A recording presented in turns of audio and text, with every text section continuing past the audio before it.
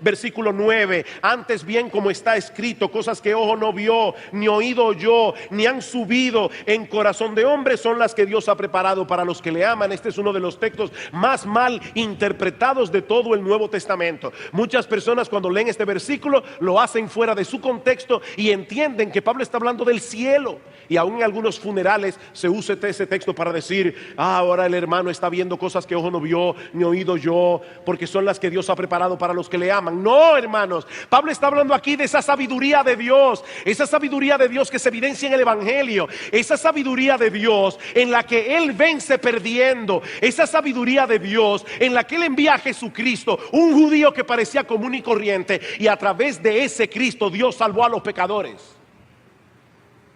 Esas son las cosas que ojo no vio, ni oído yo, ni han subido en corazón de hombre. Nadie hubiese podido descubrir este plan de salvación usando únicamente su intelecto. Dios tenía que revelarnos eso. Por eso Pablo dice en el versículo 10: pero Dios nos las reveló a nosotros por el Espíritu, porque el Espíritu todo lo escudriña, aún lo profundo de Dios. Dios nos reveló su sabiduría a través de su palabra, por medio de su Espíritu. Nosotros debemos administrar los misterios de Dios. ¿Y eso qué significa?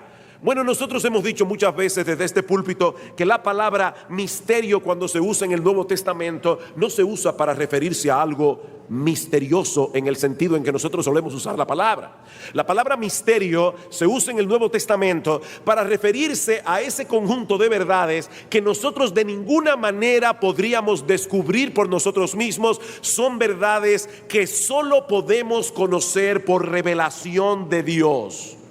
Y en el contexto de 1 Corintios, nosotros sabemos que Pablo se está refiriendo al Evangelio. Él ha venido hablando del Evangelio de la cruz. De hecho, noten en el capítulo 2 que estudiamos la semana pasada, dice en el versículo 6: sin embargo, hablamos sabiduría entre los que han alcanzado madurez, y sabiduría no de este siglo, ni de los príncipes de este siglo que perecen, mas hablamos sabiduría de Dios en misterio.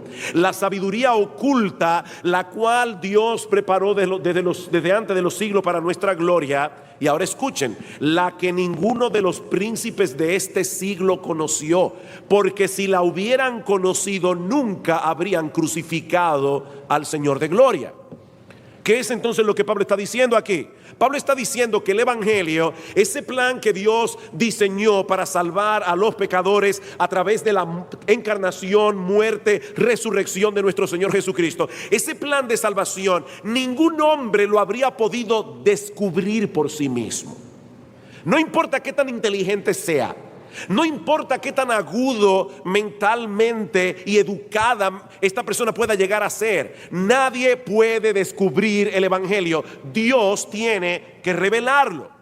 Y es ese mensaje del Evangelio el que Dios nos ha encargado a los pastores, a los ministros, a sus siervos, que nosotros proclamemos. Noten el capítulo 2, versículos 1 al 5. Así que, hermanos, cuando fui a vosotros, dice Pablo, para anunciaros el testimonio de Dios, no fui con excelencia de palabras o de sabiduría. Ustedes recordarán cómo los griegos eran tan amantes de la buena oratoria, tan amantes de la filosofía. Les encantaba escuchar un buen proceso de argumentación. Y Pablo dice: yo no fui a vosotros queriendo impresionarlos con mi oratoria, queriendo impresionarlos con mi elocuencia, porque yo sé que ni mi oratoria ni mi elocuencia puede salvar a ningún pecador.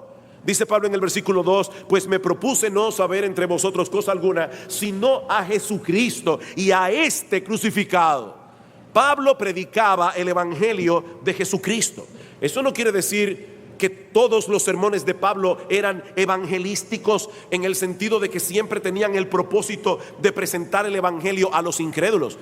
Lo que Pablo está diciendo aquí es que no importa el tema que él estuviera exponiendo, el tema que él estuviera predicando, él siempre lo hacía a la luz de eso que pasó hace 2000 años en la cruz del Calvario.